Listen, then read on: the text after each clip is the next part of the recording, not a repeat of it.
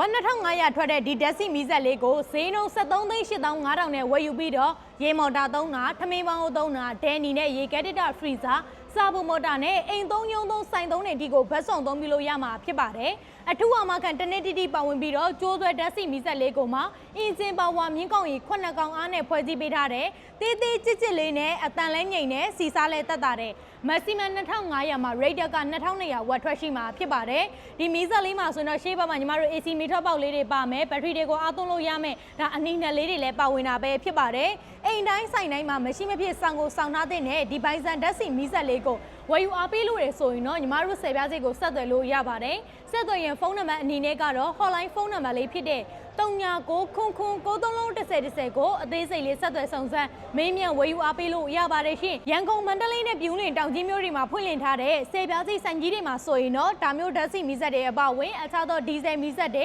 လျှက်စစ်ပစ္စည်းနဲ့စစ်ပစ္စည်းအစုံလင်ကိုလည်းဒါလူကြီးမင်းတို့စိတ်တိုင်းကြလာရောက်ရွေးချက်ဝယ်ယူအားပေးနိုင်မှာဖြစ်ပြီးတော့အိမ်ရောင်းငွေချေစနစ်ပို့ဆောင်ကအခမဲ့နဲ့လည်းပို့ဆောင်ပေးနေတာပဲဖြစ်ပါတယ်